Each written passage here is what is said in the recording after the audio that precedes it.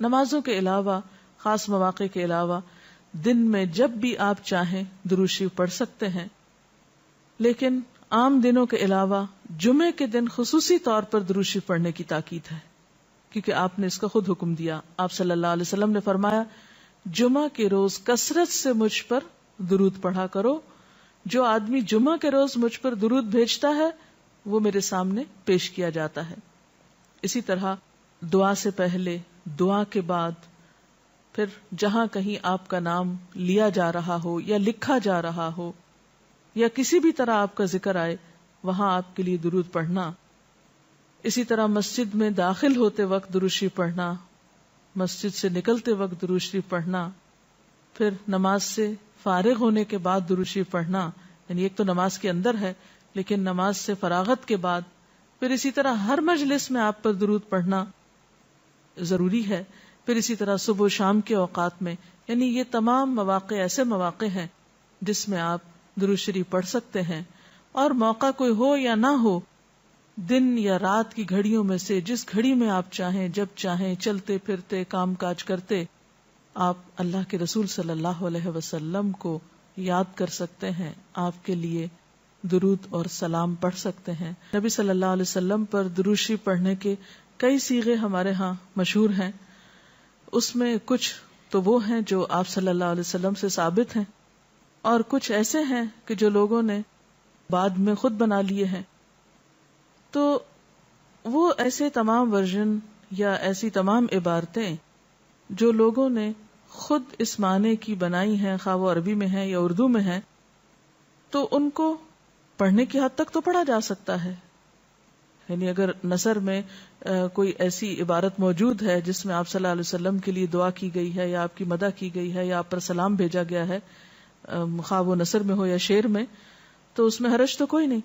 لیکن وہ چیز جو خود آپ صلی اللہ علیہ وسلم نے ہمیں سکھائی اور جو آپ کی طرف سے ہمیں ملی، اس کا مقام باقی ہر انسان کے کلام پر کہیں بلند ہے، کہیں زیادہ فائدہ مند ہے. تو وہ درود شریف جو مسنون ہے، وہ صیغہ جو آپ سے ثابت ہے، اس کا پڑھنا افضل ہے، وہی اصل درود ہے. اور باقی تو انسانوں کے خیالات یا جذبات کا اظہار ہے، خواہ وہ شعر میں ہو، خواہ وہ نثر میں ہو، خواہ وہ اردو میں ہو، خواہ پنجابی میں ہو یا کسی اور زبان میں ہو، وہ تو پھر انسانوں کے کلام ہے نا. تو جس طرح اللہ سبحانہ و تعالیٰ کے کلام کو باقی تمام انسانوں کے کلام پر فضیلت ہے، اسی طرح نبی صلی اللہ علیہ وسلم کے کلام کو بھی باقی انسانوں کے کلام پر فضیلت ہے. ایک عام شاعر کتنی بھی خوبصورت بات کرے، لیکن اللہ کے رسول صلی اللہ علیہ وسلم سے آگے تو اس کی بات نہیں ہو سکتی. ایک عام انسان کتنے بھی خوبصورت انداز میں آپ صلی اللہ علیہ وسلم کا ذکر خیر کرے، لیکن وہ اس کے برابر تو نہیں ہو سکتا جو نبی صلی اللہ علیہ وسلم نے خود ہمیں دیا. تو بہترین صیغہ وہی ہے جو ہم نماز میں پڑھتے ہیں، جسے درود ابراہیمی کہا جاتا ہے، اور اس کا پڑھنا باعث اجر و ثواب ہے اور اس میں کوئی شک ہی نہیں. اسی طرح یہ چونکہ تھوڑا طویل ہے تو اس کو مختصر انداز میں بھی آپ پڑھ سکتے ہیں. مثلا صرف اگر آپ صلی اللہ علیہ وسلم کہہ رہے ہیں تو یہ بھی درست ہے، یہ بھی درود شریف مکمل ہے ایک طرح سے، اگرچہ مختصر ہے. اسی طرح اللہم صلی وسلم علی نبینا محمد، یہ بھی آپ پڑھ سکتے ہیں. صلی اللہ علی النبی الکریم کہہ سکتے ہیں. تو مختصر ہو یا درود ابراہیمی کچھ طویل شکل میں ہو، اصل چیز تو ذکر میں مشغول ہونا ہے. تعداد میٹر نہیں کرتی جتنا وہ احساس اور جذبہ اور عقیدت جو کہ درود شریف پڑھتے ہوئے آپ صلی اللہ علیہ وسلم کے لیے ہماری ہو سکتی ہے. تو ہمارے لیے دن میں بے شمار مواقع ایسے ہوتے ہیں کہ جس میں ہم درود شریف پڑھ سکتے ہیں. سب سے پہلا موقع تو خود نماز کا موقع ہے. اس وقت تک نماز مکمل نہیں ہوتی جب تک ہم اس میں درود شریف نہیں پڑھتے. پھر اسی طرح عام نمازوں کے علاوہ نماز جنازہ میں بھی درود شریف پڑھا جاتا ہے. پھر آذان کے بعد درود شریف پڑھا جاتا ہے. آپ صلی اللہ علیہ وسلم نے فرمایا جب مؤذن کی آواز سنو یعنی آذان سنو تو وہی کہو جو مؤذن کہتا ہے، یعنی آذان کا جواب دو، پھر مجھ پر درود پڑھو. یعنی آذان کا جواب دینے کے بعد جب آذان ختم ہو جائے تو کیا کرنا چاہیے؟ نبی صلی اللہ علیہ وسلم پر درود بھیجنا چاہیے. کیونکہ مجھ پر درود پڑھنے والے پر اللہ تعالیٰ 10 رحمتیں نازل فرماتا ہے. اس کے بعد میرے لیے اللہ سے وسیلہ مانگو، جو جنت میں ایک مقام ہے جو جنتیوں میں سے صرف کسی ایک ہی کو ملے گا، اور مجھے امید ہے کہ وہ جنتی میں ہی ہوں گا، یعنی آپ صلی اللہ علیہ وسلم ہی کے لیے وہ مقام ہے. اور آپ نے یہ بھی فرمایا کہ من سألی اللہ الوسیلہ، جس نے اللہ سے میرے لیے وسیلہ کی دعا کی، یعنی درود شریف کے علاوہ آت محمد الوسیلۃ دعا ہم پڑھتے ہیں، یہ دعا بھی پڑھی جانی چاہیے. تو جس نے یہ دعا پڑھی اس کے لیے میری شفاعت واجب ہو جائے گی، یعنی قیامت کے دن پھر میں اس کے لیے شفاعت کروں گا. پھر یہ کہ درود شریف نہ صرف یہ کہ دنیا میں انسان کے لیے فائدے کا باعث ہے، بلکہ آخرت میں انسان کے لیے شفاعت کا ذریعہ بھی ہے. درود شریف پڑھنے والوں کو نبی صلی اللہ علیہ وسلم کی شفاعت نصیب ہوگی. آپ نے فرمایا جس نے 10 مرتبہ صبح و شام مجھ پر درود بھیجا اسے قیامت کے دن میری شفاعت حاصل ہوگی.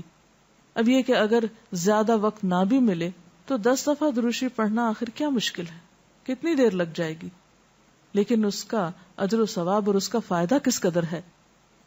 پھر اسی طرح درود شریف دعاؤں کی قبولیت کا ذریعہ بھی بنتا ہے، یعنی اگر دعا کرنے سے پہلے درود شریف پڑھا جائے اللہ تعالیٰ کی حمد و ثنا کے بعد تو اس سے دعا کی قبولیت میں اضافہ ہوتا ہے. نبی صلی اللہ علیہ وسلم کے ساتھ حضرت عبداللہ بن مسعود اور حضرت ابوبکر اور حضرت عمر تشریف فرما تھے. تو حضرت عبداللہ بن مسعود کہتے ہیں کہ میں نماز پڑھ رہا تھا، میں بیٹھا تو پہلے اللہ تعالیٰ کی حمد و ثنا کی، پھر آپ پر درود بھیجا، پھر اپنے لیے دعا کی. تو آپ نے فرمایا اللہ سے مانگو ضرور دیے جاؤ گے، یعنی جس طریقے سے تم نے دعا کی ہے کہ پہلے اللہ تعالیٰ کی حمد و ثنا کی ہے پھر درود شریف پڑھا ہے، تو اب جو بھی تم دعا مانگو گے وہ دعا قبول ہوگی. پھر اسی طرح ہم دیکھتے ہیں کہ درود شریف نیکیوں کا دروازہ کھولتا ہے، نیکیوں میں اضافے کا ذریعہ بنتا ہے. آپ نے فرمایا جس نے مجھ پر ایک دفعہ درود بھیجا اللہ تعالیٰ اس کے نامہ اعمال میں 10 نیکیاں لکھے گا. پھر اسی طرح فرشتوں کی دعائیں آتی ہیں اس شخص کے لیے جو درود شریف پڑھتا ہے. رسول اللہ صلی اللہ علیہ وسلم نے فرمایا جب تک کوئی مسلمان مجھ پر درود بھیجتا رہتا ہے اس وقت تک فرشتے اس کے لیے دعائیں رحمت کرتے رہتے ہیں. یعنی آپ درود شریف پڑھیں تو فرشتے آپ کے لیے دعا کرنے میں لگ جاتے ہیں. اب جو چاہے کم پڑھے اور جو چاہے زیادہ پڑھے، یعنی کتنی دعائیں چاہیے اس کو. دیکھیں ہم عام طور پر کتنا کہتے ہیں دوسروں سے کہ پلیز ہمارے لیے دعا کیجئے، ہمیں دعا میں یاد رکھیے، دوسروں کی ایک طرح سے منت سماجت کر رہے ہوتے ہیں. لیکن کتنا آسان طریقہ ہے فرشتوں کی دعائیں لینے کا کہ انسان درود شریف پڑھنا شروع کر دے. اور وہ شخص جو درود نہ پڑھے وہ صرف اپنے آپ ہی کو نقصان دیتا ہے. اس لیے کہ درود شریف نہ پڑھنا انسان کے بخیل ہونے کی علامت ہے. آپ صلی اللہ علیہ وسلم نے فرمایا جس کے سامنے میرا نام لیا جائے اور پھر وہ مجھ پر درود نہ پڑھے تو وہ بخیل ہے.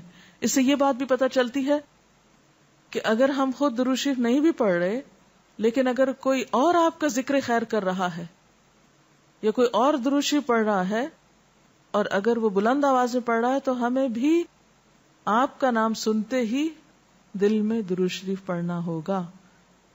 یہ بھی آپ کے ادب میں سے ایک ہے. اور قیامت کے دن اس شخص کے لیے جو درود نہ پڑھے، درود کا نہ پڑھنا حسرتوں کا باعث ہوگا. حضرت ابو ہریرہ رضی اللہ تعالی عنہ کہتے ہیں کہ رسول اللہ صلی اللہ علیہ وسلم نے فرمایا جس مجلس میں لوگ اللہ کا ذکر نہ کریں، یعنی اکٹھے ہوئے ہیں دنیا بھر کی باتیں کی لیکن اللہ سبحانہ و تعالیٰ کی کوئی بات نہیں کی، اور نبی صلی اللہ علیہ وسلم پر درود نہ بھیجیں، یعنی نہ تو اللہ کا ذکر کیا اور نہ ہی آپ پر درود بھیجا، وہ مجلس قیامت کے دن انسان کے لیے حسرت کا باعث ہوگی. انسان اس پر پچھتائے گا، خواہ وہ اپنے نیک اعمال کے بدلے میں جنت میں چلا ہی جائے. یعنی ایک شخص جنت میں بھی پہنچ گیا لیکن اس کو ایسی مجلسوں پر حسرت ضرور ہوگی جس میں اس نے اللہ کا ذکر اور رسول اللہ صلی اللہ علیہ وسلم پر درود نہ بھیجا ہوگا. اور اگر دیکھا جائے تو انسان کے اعمال میں ایسی کوتاہی اور غفلت بسا اوقات جنت سے محرومی کا سبب بھی بن جاتی ہے. آپ صلی اللہ علیہ وسلم نے فرمایا جو مجھ پر درود پڑھنا بھول گیا اس نے جنت کا رستہ کھو دیا. یعنی جس نے اتنی غفلت برتی کہ کبھی آپ کا ذکر ہی نہیں کیا اور کبھی آپ کے لیے دعا ہی نہیں کی اور کبھی آپ کے لیے درود ہی نہیں پڑھا, تو اس نے اپنے لیے کیا کمایا؟ ان اللہ وملائکتہ یصلون علی النبی یا ایھا الذین آمنوا صلوا علیہ وسلموا تسلیما, کہ اللہ اور اس کے فرشتے نبی صلی اللہ علیہ وسلم پر درود بھیجتے ہیں. اے لوگو جو ایمان لائے ہو, تم بھی ان پر درود و سلام بھیجو. تو رسول اللہ صلی اللہ علیہ وسلم کے ذکر کا, آپ کی یاد کا بہترین طریقہ آپ پر درود بھیجنا ہے, آپ کے لیے دعائے رحمت کرنا ہے. وہ عظیم ہستی جس پر اللہ رب العزت کی رحمت برستی ہے, جس کا ذکر اللہ سبحانہ و تعالی فرشتوں میں کرتے ہیں, جن پر فرشتے دعائے رحمت بھیجتے ہیں, آخر ان کا ذکر اور ان پر درود و سلام میں اور آپ کیوں نہ بھیجیں گے؟ آپ صلی اللہ علیہ وسلم پر درود بھیجنا خود ہمارے اپنے لیے باعث سعادت ہے, باعث رحمت ہے. آپ صلی اللہ علیہ وسلم اس کے محتاج نہیں. مشرق ہو یا مغرب, شمال ہو یا جنوب, دنیا کے گوشے گوشے میں آپ کا ذکر خیر ہو رہا ہے, دن رات, آذانوں میں, نمازوں میں, جہاں جہاں آپ کا نام لیا جائے. لیکن اگر ہم درود شریف پڑھتے ہیں تو اس کا فائدہ خود ہم ہی کو پہنچتا ہے, ہمارے اپنے لیے باعث رحمت ہے. تمام غموں, دکھوں, تکلیفوں, مصیبتوں اور پریشانیوں سے نکلنے کا راستہ ہے, درجات کی بلندی کا ذریعہ ہے. رسول اللہ صلی اللہ علیہ وسلم نے فرمایا, جس نے مجھ پر ایک بار درود بھیجا اللہ تعالیٰ اس پر 10 مرتبہ رحمت نازل فرمائے گا. ایک بار درود پڑھنے کا اجر و ثواب, اس کے 10 گناہ معاف فرمائے گا. یعنی صرف 10 رحمتیں نہیں, 10 گناہوں کی بخشش بھی ہوگی اور 10 درجے بلند فرمائے گا, یعنی درجات کی بلندی بھی. اسی طرح درود شریف آپ صلی اللہ علیہ وسلم سے قربت کا ذریعہ بھی ہے. حدیث پاک میں آتا ہے, قال رسول اللہ صلی اللہ علیہ وسلم اول الناس بی یوم القیامت اکثرهم علی صلاۃ, قیامت کے روز مجھ سے سب سے زیادہ قریب لوگ وہ لوگ ہوں گے جو دنیا میں سب سے زیادہ مجھ پر درود بھیجنے والے تھے. یعنی قیامت کے دن آپ کا قرب بھی درود شریف کی وجہ سے نصیب ہوگا. پھر اسی طرح اگر انسان کوئی اور دعا نہ بھی کر سکے, غم, دکھ اور تکلیف کی حالت میں صرف درود شریف بھی پڑھتا رہے تو اسے ساری دعاؤں سے کفایت کر جائے گا.